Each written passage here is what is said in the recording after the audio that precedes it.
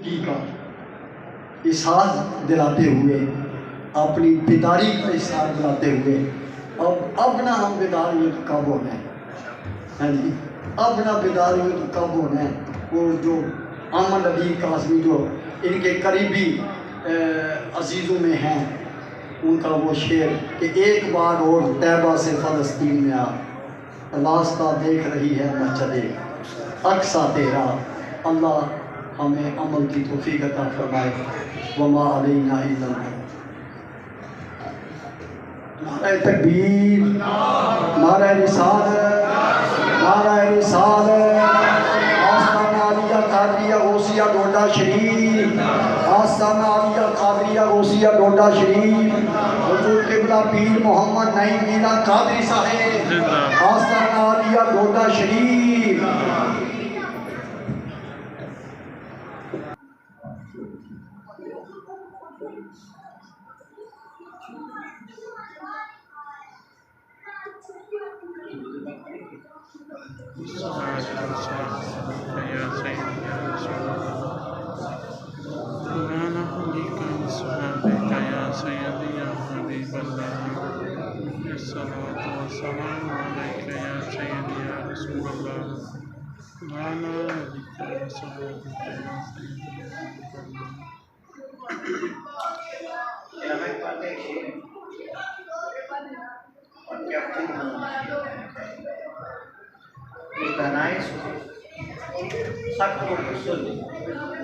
मौलाए कुल की जिसने गुबारे राह बख्शा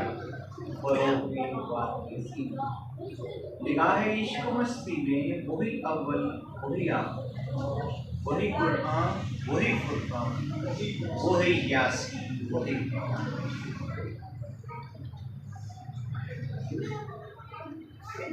बुजुर्गों, जवानों और बच्चों से हम सबकी बड़ी खुशकिस्मती है कि हम इस मुबारक महीने की आखिरी चंद घड़ियों में बैठे बैठे और आप सल्लल्लाहु अलैहि वसल्लम की मिलाद मनाने की कोशिश करें। इंसान कोशिश कर सकता है। अल्लाह ताला हम सब की इस कोशिश को, इन काविशों को अपने दरबार में शर्फ़ कबूलियत शर्फ़ मक़बूलियत अता फरमाए। आज के दौर का इंसान सिर्फ परेशान है। कहीं चले गए, किसी से बात करें, वो सिर्फ अपनी परेशानियाँ ढूंढ रहा होता है। महंगाई हो गई, बिजली महंगी हो गई, जिन्हें अल्लाह ने औलाद अता फरमाई, औलाद उनकी बात नहीं मानी, नाखल्क औलाद हो चुकी है। जो बे औलादें हैं उन्हें औलाद की टेंशन है कि काश अल्लाह ताला हमें औलाद की दौलत से और नेमत से माला माल फरमाए। जिनके घरों में नेमतें हैं वो कहते हैं अल्लाह रहमत। जो कारोबार वाले हैं उन्हें टेंशन है कि हमारा कारोबार रोज रोज खसारे में जा रहा है। जिनका खसारे में नहीं, नफ़े में है, उन्हें टेंशन है कि हम नया कारोबार कैसे शुरू करें। नमाज़ी नमाज की चारों रकात के दौरान अपने सारे दुनिया के सारी मामलात को वहीं पे तय कर लेते हैं। ये आज का मुसलमान है। अल्लाह ताला ने कुरान पाक में जगह जगह इरशाद फरमाया कि इंसान खसारे में, और हमने साड़ी दाढ़ियाँ दे रंग चिटे हो गए। हमने सिर्फ खसारे का ही काम किया, नफ़े का कोई काम किया नहीं। आज मैं नफ़े की चंद एक बातें बताऊँ, उसको अपना लीजिए क्योंकि वो एक शेर है।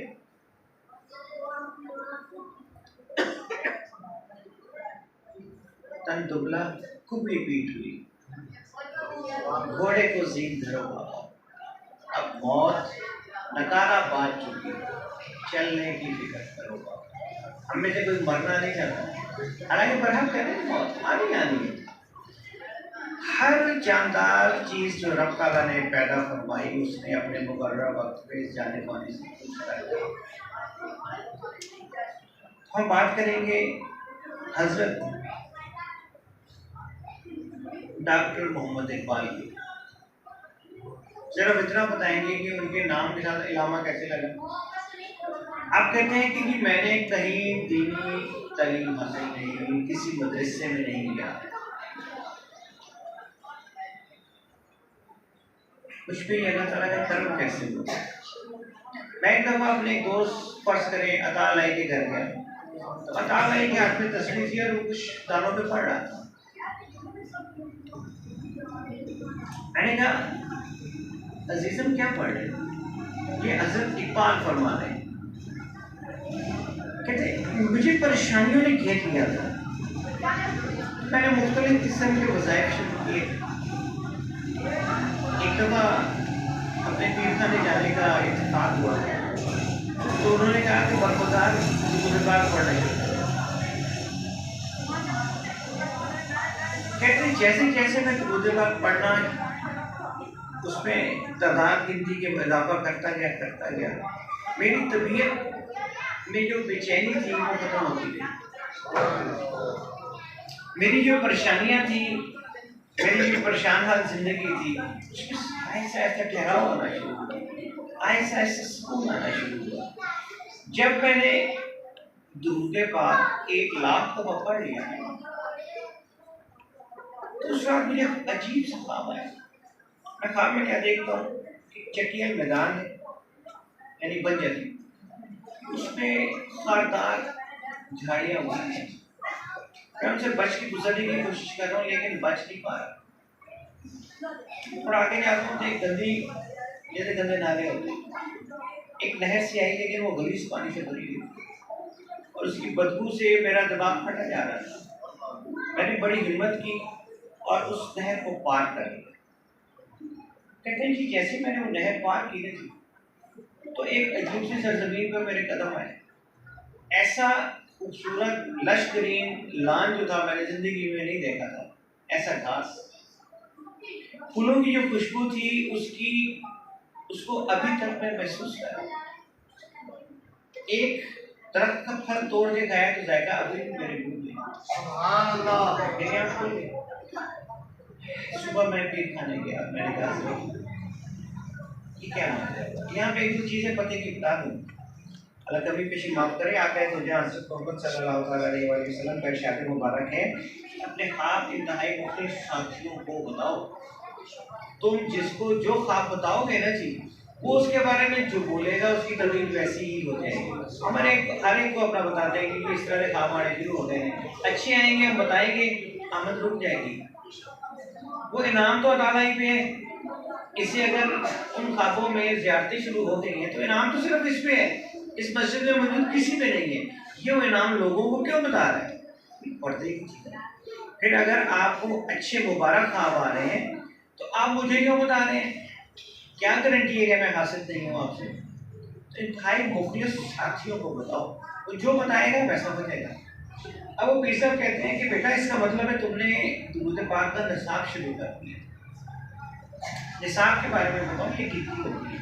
कलमे शरीफ का जो निसाब है ना जी, उन्हें 70,000 99 दफ़ा ला इलाहा इल्लल्लाह और 100वीं दफ़ा मोहम्मद रसूलुल्लाह। एक जिक्र है जो हमें बुजुर्गों ने बताया है। वो जब आप 70,000 दफ़ा पढ़ लेते हो तो एक निसाब पूरा होता है। और उसके बारे में बताया गया है कि जो एक निसाब एक दफ़ा निसाब पढ़ लेता है, उस पर जन्नत की आग अल्लाह के फजल करम से हराम हो जाती है। अब आप लोगों ने बैंकों में पैसे भी रखे हुए होंगे ना, प्रॉफिट लॉस शेयरिंग में, करंट में तो कम ही रखते हैं जी। तो ये भी प्रॉफिट लॉस शेयरिंग वाला है काम। इसमें सिर्फ प्रॉफिट है, लॉस नहीं है, शेयरिंग जरूर है। जो लगे नेक बनते हैं ना जी, जब वो कलमे शरीफ का एक निसाब मुकम्मल करते हैं तो क्या करते हैं? वो तो है वक्त उसका सवाब तमाम जितने मुसलमान इस दुनिया में मोमिन मोमिनात गुजर चुकी हैं, जितनी मखलूक़ात हैं, सबको वो बख्श देते। अब मुझे ये बताओ, शेयरिंग तो हो गया, प्रॉफिट ही आएगा तो क्या वो अकाउंट में से सारे निकल गए? तो ये जो रब तआला का निज़ाम है, ये रूहानियत का निज़ाम है, उसमें आपके अकाउंट से निकलता कुछ नहीं है। आप शेयर करने की आपके पास एक ऑप्शन होता है, आप शेयर कर सकते हैं। और जब आप शेयर करते हैं, अल्लाह ताला को आपकी अदा पसंद आती है तो उसमें मजीद प्रॉफिट मिलता है, लेकिन वो स्मूथ वाला प्रॉफिट नहीं होता है। वो कहते हैं कि साहबजादे तुम्हें लगता है दुरूद पाक का निसाब पढ़ना मुकम्मल करना शुरू कर दिए। पहला निसाब ये है कि आप 1 लाख का दुरूद पाक पढ़ लें। अब यहाँ पे एक चीज़ आपको बताता चलूँ, आप सल्लल्लाहु अलैहि वसल्लम का इरशाद मुबारक है कि मुझे महशर मेरे नज़दीक तरीन कोई शख्स होगा जो मुझ पर कसरत से दुरूद पढ़ेगा। अब अल्लाह ताला तो कुरान पाक में कहते हैं कि ऐ ईमान, बेशक अल्लाह और उसके फरिश्ते आप सल्लल्लाहु अलैहि वसल्लम पर दुरूद सलाम भेजते हैं। ऐसे है ना, अल्लाह और उसके फरिश्ते। फिर आगे एक बहुत बड़ी शर्त है, ऐ ईमान वालों, जो साहब ईमान है ना, वही सिर्फ आप सल्लल्लाहु अलैहि वसल्लम पर दुरूद सलाम भेज सकते हैं। जो साहब ईमान नहीं है वो कहेंगे अब इज्जत है, ये फलाए ढिमकाने, मैं किसी सेक्टेरियनिज्म पे नहीं जा रहा, हमें यही कहते हैं ना ये। अल्लाह ताला ने कुरान पाक में बड़ा वाज़ेह इरशाद फरमा दिया, ऐ ईमान वालों तुम भी मेरे हबीब पर दुरूद सलाम पढ़ना चाहिए। दुरूद पाक हर बंदे की किस्मत में नहीं है पढ़ना, ये चुने हुए लोग होते हैं जो आप सल्लल्लाहु अलैहि वसल्लम पर दुरूद भेजते हैं। फरिश्ते कितने हैं, किसी को होता है? इस कायनात का मालिक आप सल्लल्लाहु अलैहि वसल्लम पर दुरूद भेजता है, फिर आपको हमारी मुताजी है नहीं।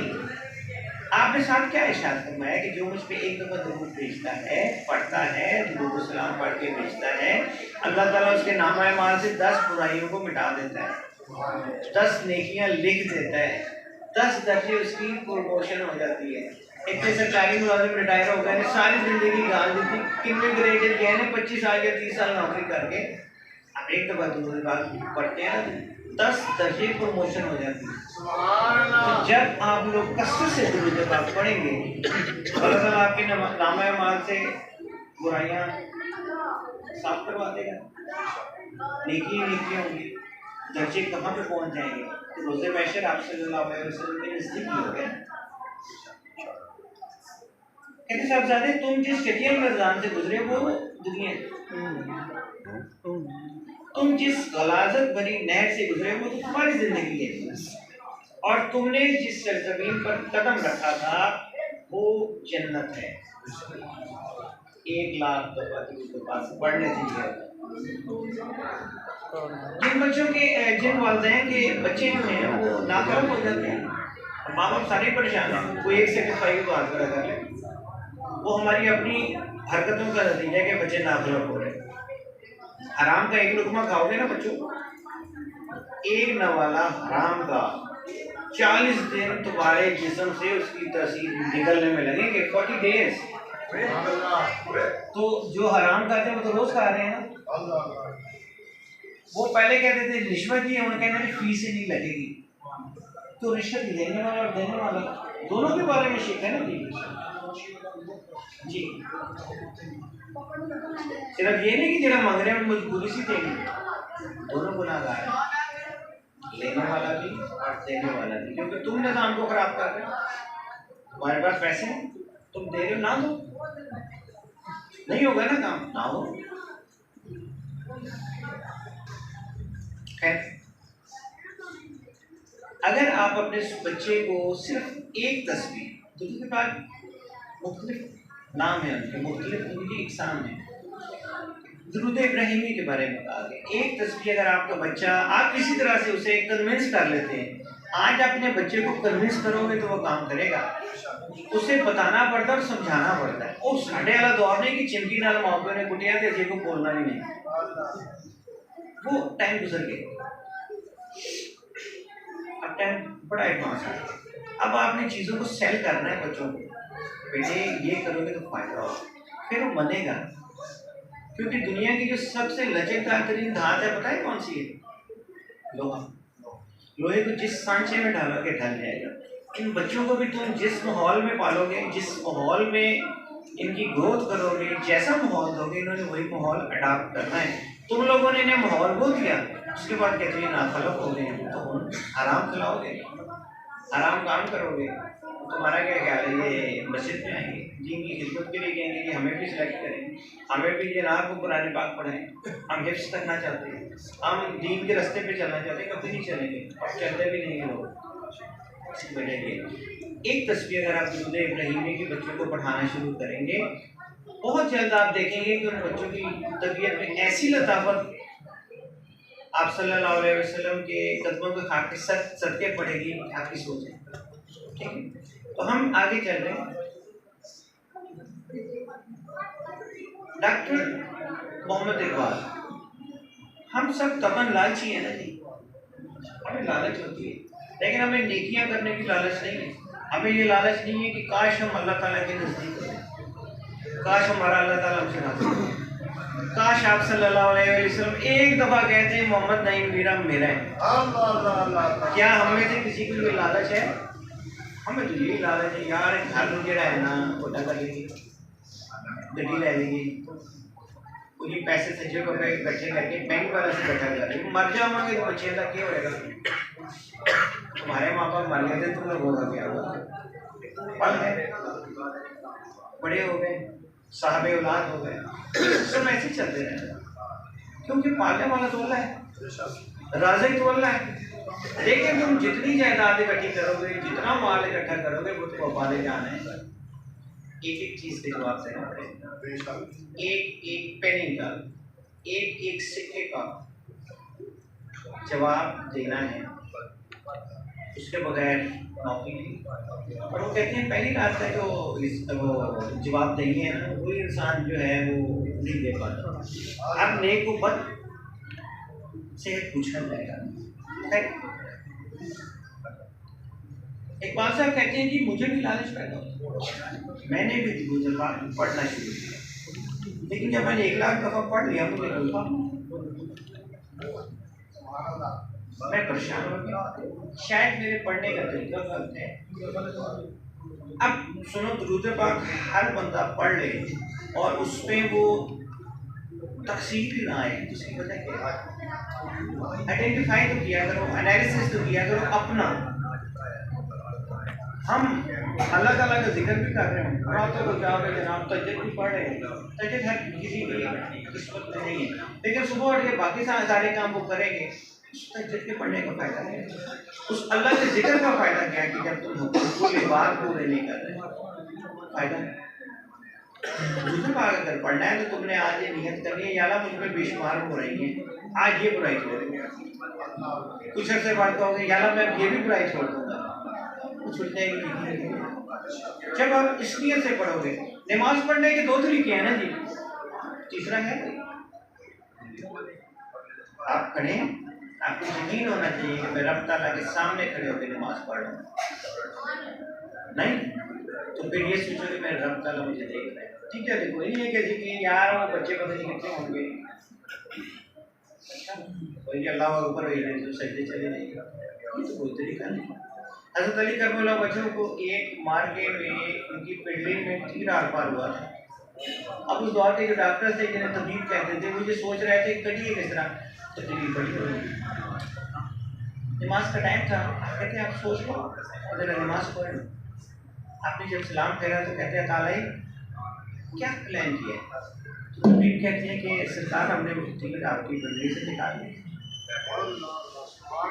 आप देखो इबादत किसकी कर रहे हो यार, जिसकी दम से तुम्हारी जिंदगी में निखार है। अगर वो चाहे तो हम कहाँ जा सकते हैं, कहाँ जा सकते हैं और कहाँ नहीं जा सकते, जब उसे राजी कर तो 1 लाख दफ़ा दुरूद पाक हो गया है, पढ़ते कहते जब 1 करोड़ दफ़ा मैंने पढ़ लिया। अब अगर आप रोज 1000 दफ़ा पढ़े तो आपको कम से कम तीसरे साल में जाके आपका वो गिनती है कि हाथ में आप ये जो रूहानियत की तालीम है ना, पढ़ने से नहीं आती, सीखने से भी नहीं आती, ये अता होती है। जितनी मर्जी कोशिश कर लो, जितनी मर्जी मसला कर लो, जितने मर्जी से जगह पे फिर लो, ये जो किताबें हैं, ये बड़ी बड़ी बुक्स हैं, पढ़ने से क्या होगा? तालीम तो हासिल कर लेंगे, लेकिन प्रैक्टिकल लाइफ में आप उससे कैसे लेकर चलेंगे? रूहानियत में अता शेख अब्दुल कादिर जिलानी रहमतुल्लाह अलैह आते हैं कि जब मैं बगदाद शरीफ आ गया, एक रात ख्वाब में आप सल्लल्लाहु अलैहि वसल्लम तशरीफ लाए और साथ हजरत अली करबला में छुप गए। आप सल्लल्लाहु अलैहि वसल्लम ने इरशाद फरमाया, अब्दुल कादिर तुम खिताबत क्यों नहीं करते? आपने इरशाद किया कि आप जलान थे ना। आपने अर्ज़ की कि या रसूलल्लाह सल्लल्लाहु अलैहि वसल्लम मैं अजमी हूँ, ये लोग मेरी ज़बान समझते नहीं। आप सल्लल्लाहु अलैहि वसल्लम ने अपना लाब दहन हज़रत शेख अब्दुल कादिर जिलानी रहमतुल्लाह अलैह के मुंह में डाला ना, जब आपको फिर वो जो ताकत अता हुई कि जो मखलूक अल्लाह ने पैदा की थी, मखलूक सिर्फ इंसान नहीं, जब आप खिताबत फरमाते थे तो रुक कर आपका खिताब सुन के मुकम्मल जाया करती थी। ये अता है ना। ख्वाब में आप सल्लल्लाहु अलैहि वसल्लम का दीदार हुआ और लंबाई थी, मैं उसको सुबह कहते मैंने उठ के जो नात लिखी पहली दफा जिंदगी में और अपने इलाके के एक आलिम दीन को पेश की कि मैंने ये नात लिखी है। कहते हैं कि वो कहते हैं इकबाल तूने ये नात लिख कैसे? आज तक किसी जय्यद, एक आलिम दीन होता है, एक जय्यद आलिम दीन होता है, एक जय्यद आलिम दीन आज तक ये अल्फाज सोचे नहीं। क्यों? क्योंकि वो अता थी और उसके बाद आपके नाम के साथ अलामा लग गया। फिर आपने जो शेर लिखे वो आज तक दुनिया कहती है कि कुरान पाक की आयात का तर्जुमा है। तो ये अता है। हम करते हैं घाटे का सौदा, हम वक्ती फैसले करते हैं, हम फैसला नहीं करते कि यार मरना भी है। हमारी रूह जब कब्ज होगी तो कहाँ जाएगी? कब्र में नहीं जाएगी।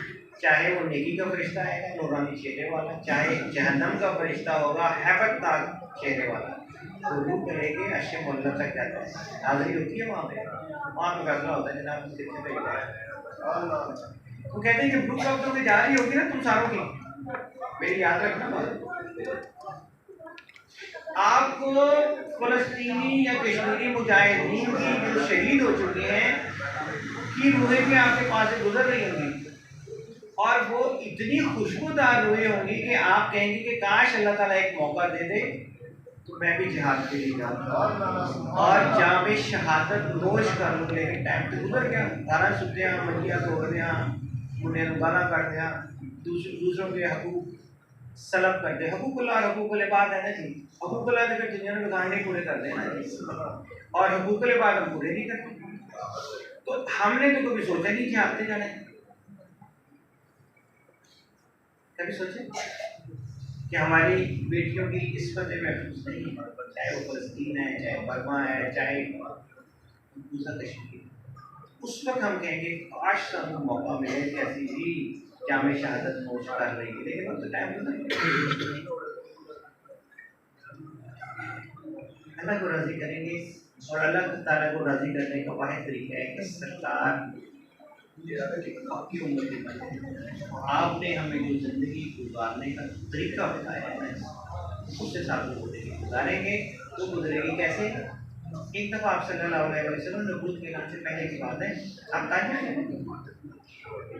आप एक किसी काम से जगह से गुजरे जहाँ आपने किसी ताजिर से कमिटमेंट की कि मैं यहाँ पे तुम्हें मिलूंगा, मैं तुम्हारा इंतजार करूँगा, तो ताजिर भूल गया काफी देर, मतलब लेट नाइट में वहां से गुजरा तो आप सल्लल्लाहु अलैहि वसल्लम वहीं पर मौजूद था।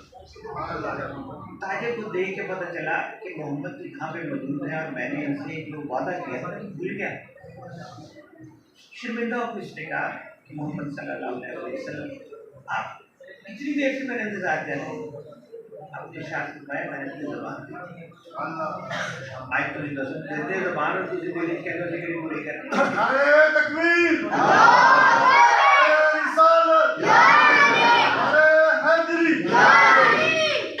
मैं एक मल्टीनेशनल कंपनी में था, मैं 17-18 साल सर्व किया।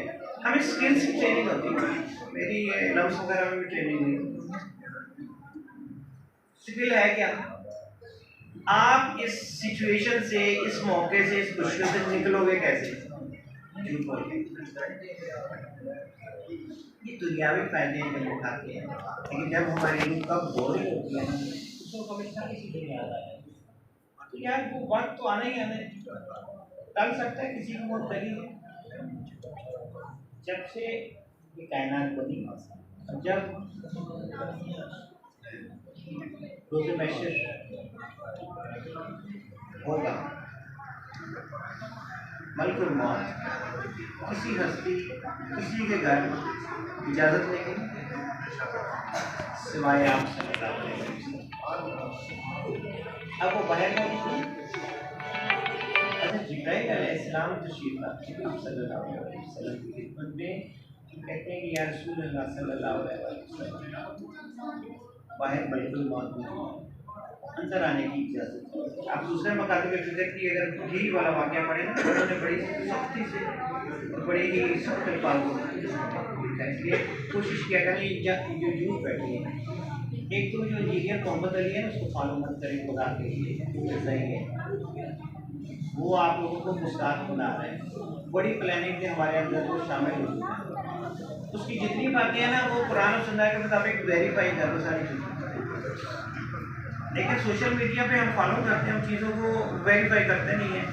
आपको एक जो हमारा मकतबा फिक्र है बड़ा सख्त हीर है, उसकी भेजी हुई अहादीस को जब वेरीफाई करोगे ना, चाहे वो सही मुस्लिम की, चाहे सही बुखारी की है, चाहे 7 की, जो भी है, उस जगह जाके उस बुक से जब उस पोर्शन को वेरीफाई करोगे, पता चलेगा यार यहाँ में तो इसका मतलब ही नहीं है। लेकिन आपको एज जैसे पिक्चर्स फॉलो होती हैं, फॉरवर्ड होती हैं, उसको मन मन तस्लीम कर रहे हैं। यार जो रवायत भी तुम्हारे पास आती है, हमें क्या होगा, मैं पहले तहकीक कर दूँ कि आपसे मुस्लिम का इरशाद थोड़ा से कर दें, हमने तहकीक वाला क्वेश्चन कर। हालांकि अब तो आपके बच्चों फिंगर टिप्स पे हर चीज़ मौजूद है ना, हर चीज़ आपको वेरीफाई हो जाती है। देख लिया आप अगर फॉलो कर रहे हैं किसी को, अच्छी अजमल कादरी साहब हैं, उनकी किताबात सुनिए, अपने मकतबा फिक्र के जो ऑथर्स हैं, राइटर्स हैं, उनकी लिखी हमारे बाप दादा पागल नहीं थे। हम लोग ना कब्रों को सजदा करते हैं। हम अगर मज़ारात पे जाते हैं तो इसलिए जाते हैं, क्यों जाते हैं? अल्लाह ताला का एक नेक बंदा है, उसके मज़ार पे हाजिरी, उनकी भी दुआ मग़फ़िरत ही करते हैं ना, क्या मज़ार पे जाके उनसे मांगते हैं? हम तो अल्लाह ताला से मांगते हैं, अल्लाह अपने एक बंदे के तो खैर देना अल्लाह ने ऐसी। हमें कहा जाता है जी कि गैर अल्लाह जो लोग हैं जी, गैर अल्लाह पे वो क्या कहते हैं, तकबीर पढ़ के जनाब, और ये तकबीर नहीं, गैर अल्लाह पे छुरी फेर के जनाब वो हराम है, ऐसे कहा जाता है ना। आप लोग तो वो हदीस पहुंची होंगी या वो रेफरेंसेस पहुंचे होंगे, कुछ ये बताओ कौन सा मुसलमान है जो तकबीर पढ़ता हो और नाम किसी गैर अल्लाह का लेता हो? कोई है?